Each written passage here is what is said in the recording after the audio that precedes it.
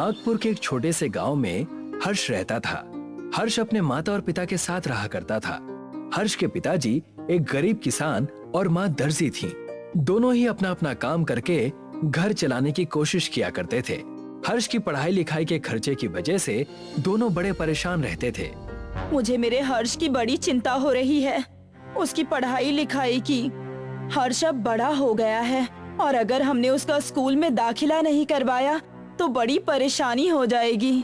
मैं अपनी कोशिश तो कर ही रहा हूँ भाग्यवान।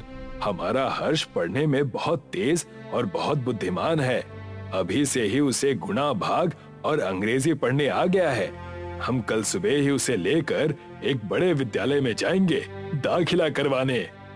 हर्ष को लेकर सुबह ही कुसुम और राम नारायण एक बड़े से विद्यालय में जाते हैं। राम नारायण वहाँ की खूबसूरती देखकर दंग रह जाता है।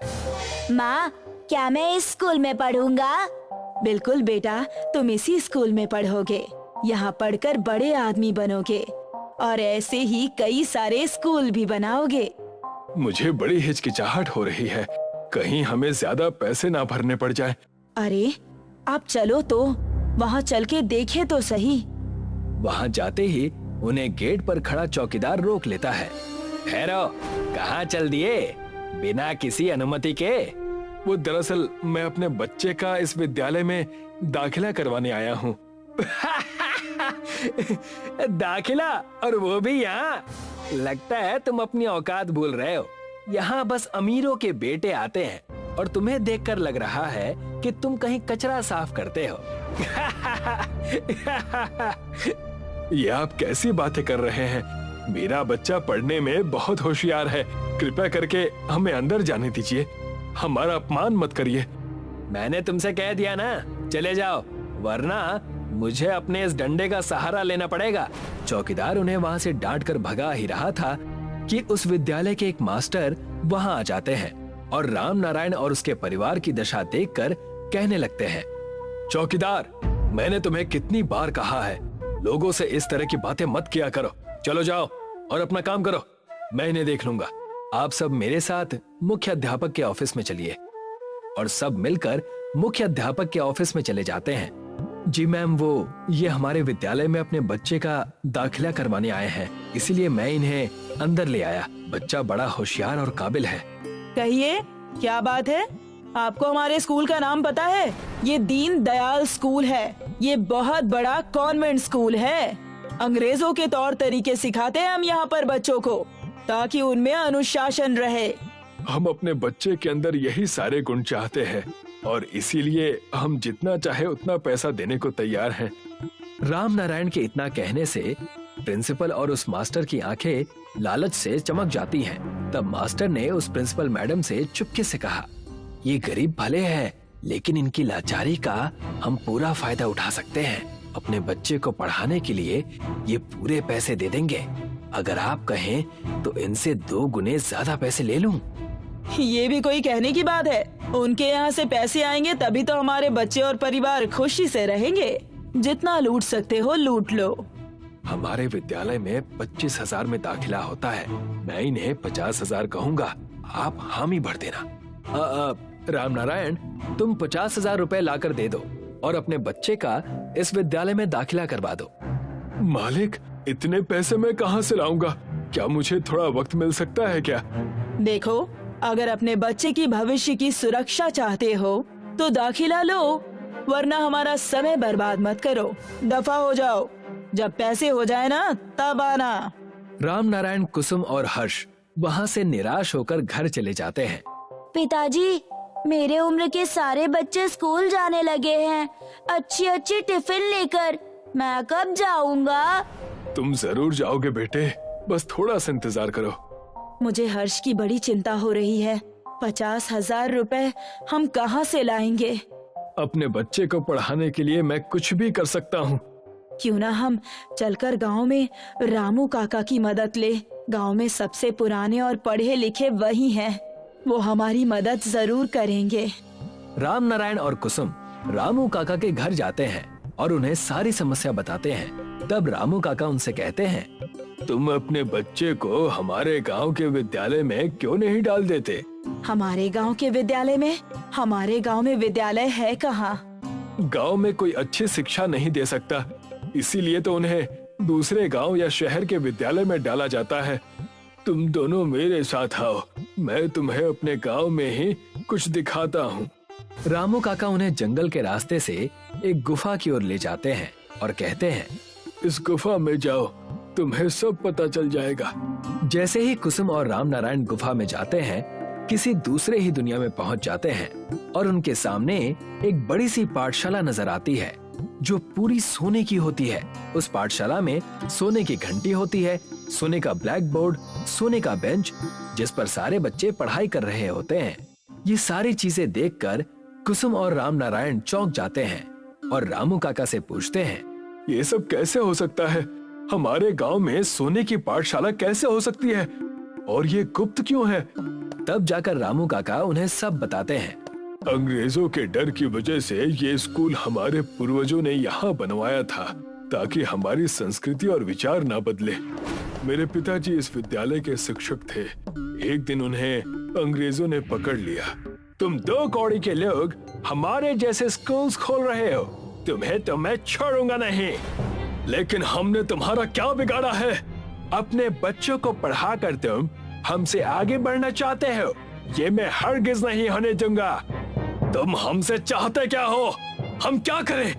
पूरे नागपुर गांव में जितना सोना है तुम हमें ला कर दो और अपनी ये गंदी सी स्कूल बंद करके यहाँ से चले जाओ। मैं इन्हें ये सोना हरगिज नहीं दूंगा। सारे सोने को लेकर उस जंगल के गुफा में छुपा दूंगा और अपनी अलग दुनिया बनाऊंगा। उस वक्त से लेकर अब तक हम नागपुर गांव वाले इस सोने की स्कूल को खुफिया तरीके से चला रहे हैं। हे भगवान, तो असली बात ये है कि आप मेरे बच्चे को भी इस सोने के स्कूल में दाखिला देंगे? कृपा करें रामू काका, मेरे बच्चे को शिक्षा की बहुत जरूरत है।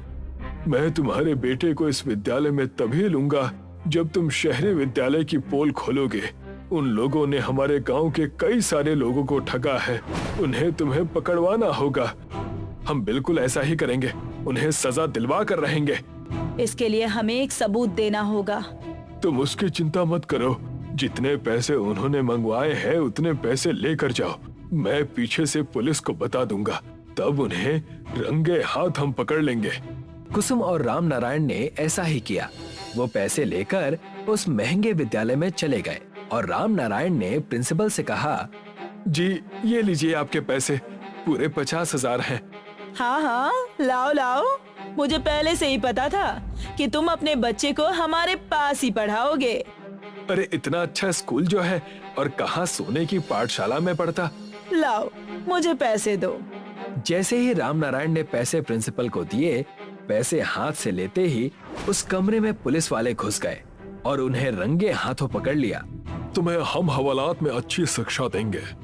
मैं और मेरे पति मेहनत करके दिन रात लोगों के घरों का काम करके अपने बच्चे को पढ़ाना चाहते थे, और तुम हो कि तुम्हें शर्म ही नहीं है। प्रिंसिपल और मास्टर दोनों रंगे हाथ पकड़े गए और इसी तरह हर्ष अपने सोने की पाठशाला में अपनी शिक्षा पूरी करने लगा। मीनाक्षी और गुंजन एक दूसरे के पड़ोसी थे। दोनों में बहुत प्यार मोहब्बत था। उनके घर के सामने से कई फेरी वाले गुजरते थे। मीनाक्षी जब भी कुछ खरीदती तो गुंजन को आवाज जरूर लगा देती। गुंजन, अरे ओ गुंजन, गोभी वाला आया है, मात्र 10 रुपए किलो गोभी बेच रहा है, तुम भी ले लो, फिर कहोगी कि बताया नहीं। इसी तरह गुंजन भी जब कुछ खरीदती तो मीनाक्षी को बुला लिया करती। एक दिन दोपहर में एक मटर बेचने वाला आया। ताजी हरी मटर ले लो, मटर वाला 30 रुपए किलो मटर। मीनाक्षी अपने घर से बाहर आकर मटर देखने लगी। ले लो बहन जी, एकदम कच्ची मटर है, कल ही खेत से तोड़ी है। ठीक है, 1 किलो तोल दो। मीनाक्षी ने हमेशा की तरह गुंजन को आवाज दी। गुंजन, ओ गुंजन, मटर वाला आया है, अच्छी मटर है, लेना है तो आ जाओ। संयोग से गुंजन उस दोपहर रजाई ओढ़कर गहरी नींद में सो रही थी।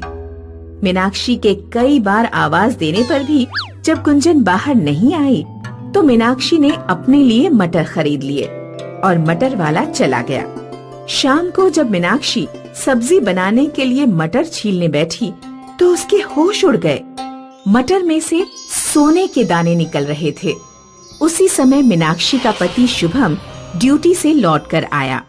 शुभम स्वार्थी और लालची किस्म का इंसान था। सोने के मटर के दाने देखकर वह बहुत खुश हुआ। अरे वाह, हम तो माला माल हो गए। तुमने 1 किलो मटर ही क्यों खरीदी? कम से कम 10-12 किलो मटर खरीद लेती। मुझे क्या पता था कि मटर में से सोने के दाने निकलेंगे। पता होता तो ज्यादा खरीद लेती। मीनाक्षी के पति ने पूरे गांव में अपने अमीर होने का खूब दिखावा किया। जब गुंजन को पता लगा कि मीनाक्षी ने ऐसे मटर खरीदे हैं जिसमें से सोना निकला है तो वह मीनाक्षी के घर पहुंची। क्यों मीनाक्षी, तुमने मटर अकेले अकेले खरीद लिए? मैं जब भी कुछ खरीदती हूँ तो हमेशा तुम्हें आवाज लगाती हूँ। मैंने तुम्हें आवाज दी थी लेकिन तुम घर से बाहर ही नहीं निकली। शायद तुम सो रही थी। अच्छा हाँ, मैं परसों दोपहर थोड़ा सा सो गई थी। मुझे लगा कि तुमने जानबूझकर मुझे नहीं बुलाया। मुझे माफ करना। कि वह मटर वाला कभी दोबारा आए तो मैं भी उससे मटर खरीदूंगी। गुंजन जब घर पहुंची तो गुंजन का पति उससे बोला, अब पता लगी तुम्हें अपनी मीनाक्षी बहन की असलियत। तुम तो कहती थी कि मीनाक्षी बहुत अच्छी है, अब देखा कैसे वो सोने की मटर अकेले खरीद कर बैठ गई। हमें गलतफहमी हो गई है। मीनाक्षी ने मुझे आवाज दी थी लेकिन उस दोपहर नींद में होने के कारण मैं मीनाक्षी की आवाज सुन ही नहीं पाई थी। मैं नहीं मानता, वो झूठ बोल रही है। उसने तुम्हें इसलिए नहीं बुलाया क्योंकि वो नहीं चाहती थी कि उसके साथ साथ हम लोग भी अमीर हो जाएं। उधर मीनाक्षी का पति शुभम काम धंधा छोड़कर घर बैठ गया था और हमेशा सोने के मटर के दानों की रखवाली करता रहता था। मीनाक्षी उससे बोली, क्यों न हम आधे किलो मटर गुंजन के घर दे आए? हमारे साथ उन लोगों के घर भी सुख समृद्धि आ जाएगी, तो इसमें बुरा क्या है? क्या तुम पूरी पागल हो गई हो? आधे किलो सोने की मटर गुंजन के घर दे आओगी? अरे इन मटर के दानों से मुझे पूरा जीवन गुजारना है।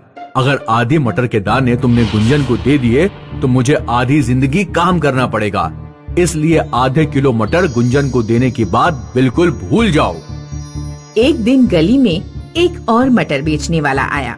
इस बार गुंजन के पति ने उसे पकड़ लिया और उसके सारे मटर खरीद लिए। मटर कम से कम 50 किलो थे। गुंजन और उसके पति ने मटर छीलने शुरू किए, लेकिन किसी भी मटर में सोने के दाने नहीं निकले। गुंजन के घर 50 किलो मटर का कोई काम तो था नहीं, इसलिए वह पड़े पड़े खराब होने शुरू हो गए। क्यों ना मैं कुछ किलो मटर मीनाक्षी को दे आऊं? यहाँ तो ये खराब ही हो जाएगी। गुंजन ने एक बोरी में मटर भरी और कुछ मटर मीनाक्षी को दे आई। मीनाक्षी गुंजन के व्यवहार पर बहुत खुश हुई।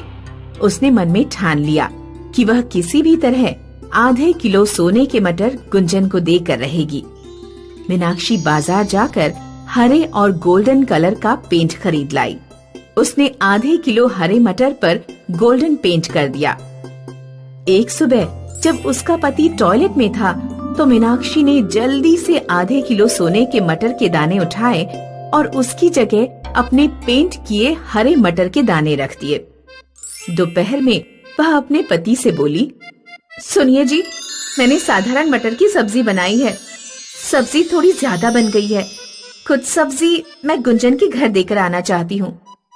शुभम ने भगोने में देखा तो उसे हरे मटर दिखाई दिए, क्योंकि मीनाक्षी ने सोने के मटर पर हरा पेंट कर दिया था। इस तरह मीनाक्षी ने अपनी चतुराई से आधे किलो सोने के मटर गुंजन के घर पहुंचा दिए। गुंजन और मीनाक्षी में पहले जैसी गहरी दोस्ती हो गई। मीनाक्षी, एक बात बताओ, जब तुम्हारे पति को पता लगेगा कि आधे मटर के दाने सोने की नहीं साधारण है, तो तुम उनसे क्या कहोगी? कह दूंगी कि मुझे क्या पता, हो सकता है मटर वाले ने हरे मटर के दानों पर गोल्डन पेंट करके हमें उल्लू बना दिया हो। उत्तर प्रदेश में पश्चिमी फतेहगंज नाम का एक गांव था, जहां सूरज अपने परिवार के साथ रहता था। सूरज तरबूज की खेती करता था। उसकी 2 बेटियां थीं, ज्योति और मालू।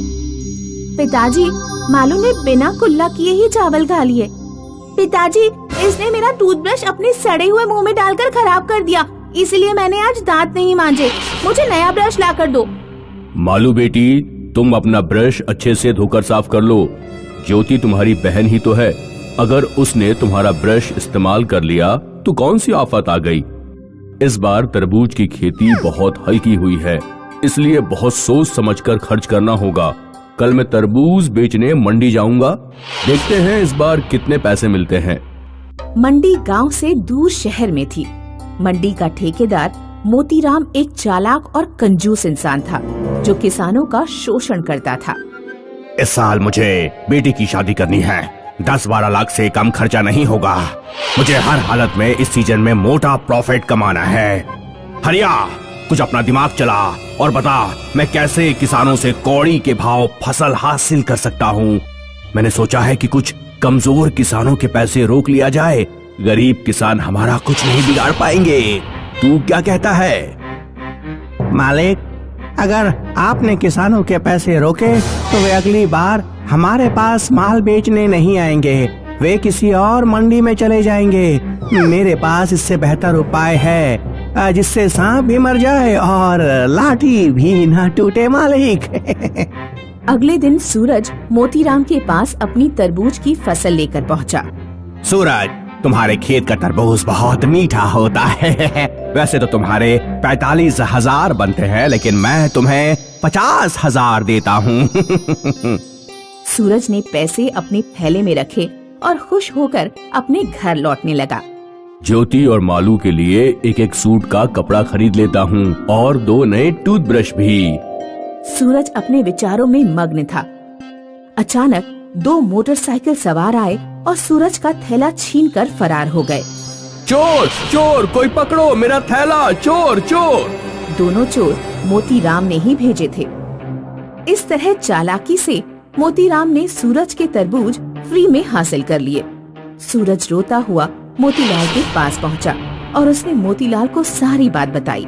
तुम्हारे पैसे छिन गए तो मैं क्या करूं? मैंने तो तुम्हें पूरी रकम दी थी। सेठ जी, मेरे बच्चे भूखे मर जाएंगे, मेरी कुछ तो मदद कीजिए। 2 तरबूज उठा लो और जाओ यहाँ से। आज भर के लिए तुम्हारे परिवार का खाने का इंतजाम हो जाएगा। सूरज बेचारा हाथों में तरबूज लिए रोता हुआ घर लौटने लगा। रास्ते में एक महात्मा आ रहे थे। बेटा, बहुत प्यास लगी है, क्या तुम एक तरबूज मुझे दे सकते हो? सूरज ने एक तरबूज महात्मा को दे दिया।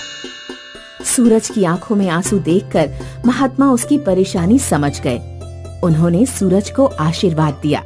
आज से ठीक 1 वर्ष बाद तुम्हारी सारी परेशानियां दूर हो जाएंगी। सूरज और उसकी बेटियों के लिए वह साल बहुत कष्टकारी रहा।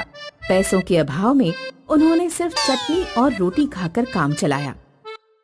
पिताजी, मुझसे और चटनी रोटी नहीं खाई जाती। बेटा, जब तक अगली फसल नहीं उग जाती हमें धैर्य रखना होगा। आखिरकार किसी तरह 1 वर्ष बीत गया और सूरज के खेत में नई फसल आ गई। ज्योति ने एक दिन एक तरबूज काट कर देखा तो वह चिल्ला पड़ी, पिताजी, मालू, यहाँ आओ। क्या हुआ? क्यों चुड़ैल की तरह चिल्ला रही हो? तरबूज में सोने का बॉल है। सूरज और उसकी बेटियों ने खेत के बाकी तरबूज काट कर देखे। उन सभी में सोने की बॉल निकली। ये सब उन महात्मा के आशीर्वाद से ही हो रहा है। सूरज तरबूज में निकले सोने की वजह से बहुत अमीर हो गया। हरिया ने ये सारी बात मोतीराम को बताई। मालिक, सूरज अब आपसे ज्यादा अमीर हो गया है।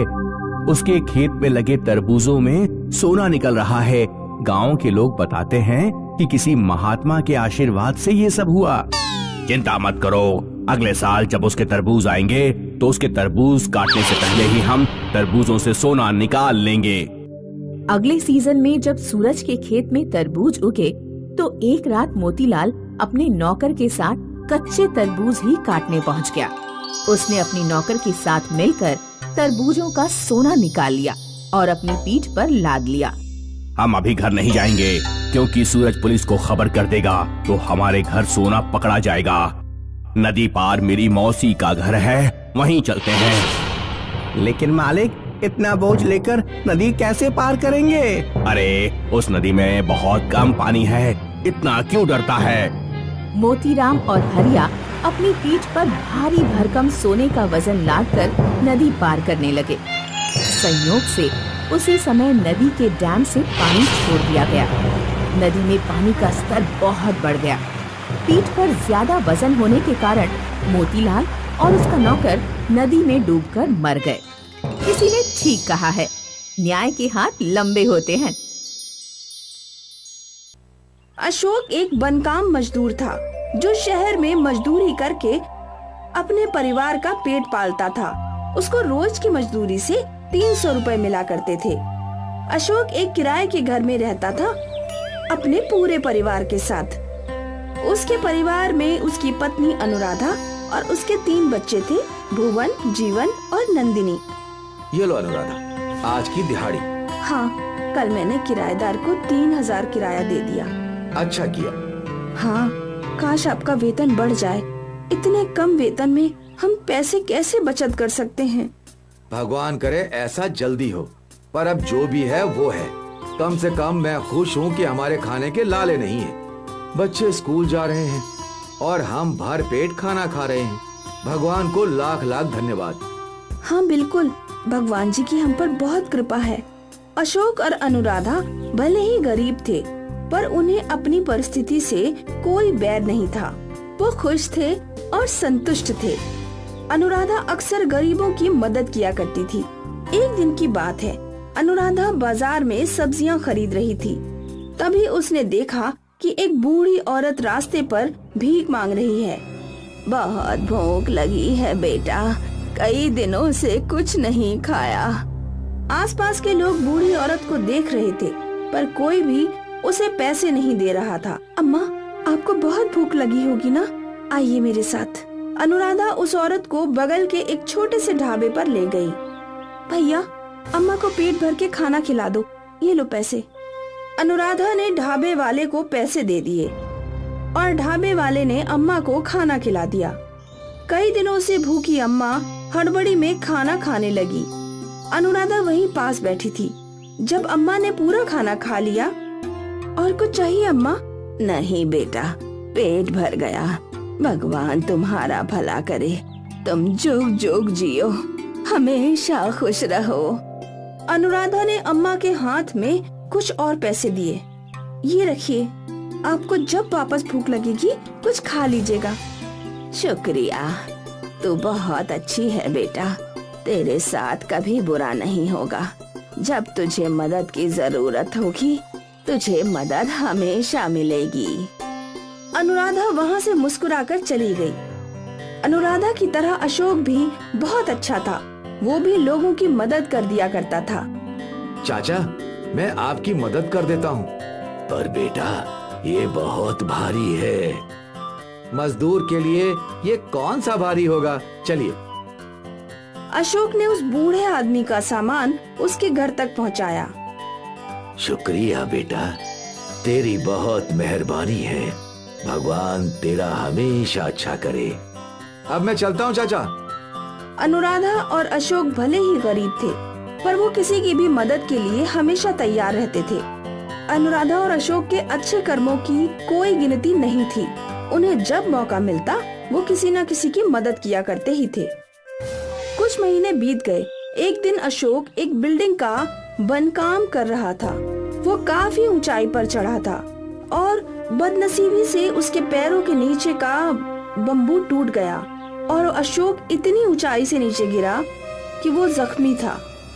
जब उसे हॉस्पिटल ले जाया गया तो डॉक्टर ने उसकी पट्टी कर दी।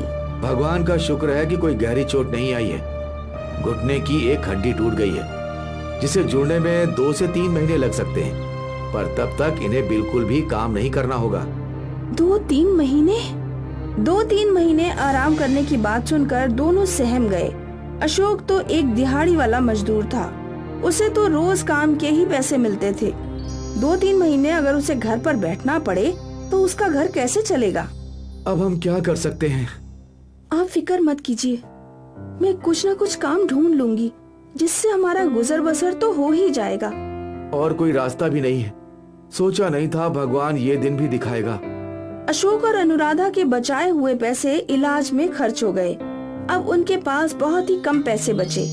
कुल मिलाकर अब 300 रुपए ही बचे हैं। इसमें तो बस 2-3 दिन का राशन ही आएगा। अब मुझे जल्दी काम मिल जाना चाहिए। कितने दिनों से मैं काम ढूंढ रही हूँ। भगवान करे मुझे जल्दी काम मिल जाए ताकि हम पर भूखे मरने की नौबत ना आए। हाँ, भगवान से यही प्रार्थना है। खैर, मैं इन पैसों से जो बन पड़ेगा ले आती हूँ। हाँ। अशोक और अनुराधा दोनों परेशान थे। उनकी आर्थिक स्थिति बिकट थी। वो 300 रुपए लेकर अनुराधा बाजार गई। वहाँ उसने चावल, दाल और कुछ सब्जियाँ ले ली। अब अनुराधा के पास बस 10 रुपए बचे थे। वो घर लौट रही थी कि उसका ध्यान उसी बूढ़ी औरत पर गया। बहुत भूख लगी है बेटा, कई दिनों से कुछ नहीं खाया। कुछ खाने को हो तो दे दो। बेचारी, लेकिन आज इसे पेट भर के खाना खिलाने के लिए मेरे पास पैसे भी नहीं हैं। बस 10 रुपए हैं। इसमें क्या आएगा? अनुराधा ने यहाँ वहाँ देखा तो एक पकौड़े की दुकान थी। मुझे 10 रुपए के पकौड़े दे दीजिए। अनुराधा ने दुकानदार को 10 रुपए दिए और पकौड़े ले लिए। वो पकौड़े लेकर अनुराधा उस बूढ़ी औरत के पास गई। अम्मा, आज मैं तुम्हें पेट भर तो नहीं खिला सकती, पर ये खा लो।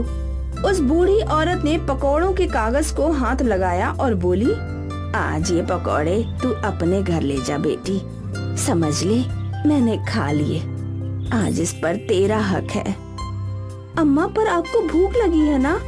वो बूढ़ी औरत मुस्कुराई और देखते ही देखते अनुराधा की आंखों के सामने से ओझल हो गई। अनुराधा हड़बड़ा गई। वो बूढ़ी औरत को यहाँ वहाँ ढूंढ रही थी, पर वो उसे कहीं नहीं मिली। फिर अनुराधा घर लौटी, अपने पति अशोक को ये सारी बातें बताई। ऐसे कैसे कोई गायब हो सकता है? पता नहीं, मैं भी हैरान थी। अच्छा, वो पकौड़े दिखाओ। अशोक ने पकौड़े का कागज खोला और दंग रह गया। कागज के अंदर सोने के पकौड़े रखे थे। सोना? इतना सारा सोना? ये सच है क्या? हाँ, पर कैसे? शायद उस बूढ़ी औरत की वजह से। उस रोज उन्होंने मुझे आशीर्वाद दिया था। शुक्रिया, तू बहुत अच्छी है बेटी। तेरे साथ कभी बुरा नहीं होगा। जब तुझे मदद की जरूरत होगी, तुझे मदद हमेशा मिलेगी। हाँ, तुम्हारी अच्छाई की वजह से हमें आज अपनी जरूरत के समय मदद मिली है अनुराधा। भगवान का लाख लाख शुक्रिया। इस दिन के बाद अशोक और अनुराधा की जिंदगी बदल गई। अशोक का इलाज हो गया और अब वो बनकाम मजदूर नहीं रहा। अनुराधा और अशोक ने खुद का घर खरीद लिया और एक दुकान भी। अब दोनों साथ काम करते थे। सोने के पकौड़ों ने अशोक और अनुराधा की जिंदगी ही बदल दी।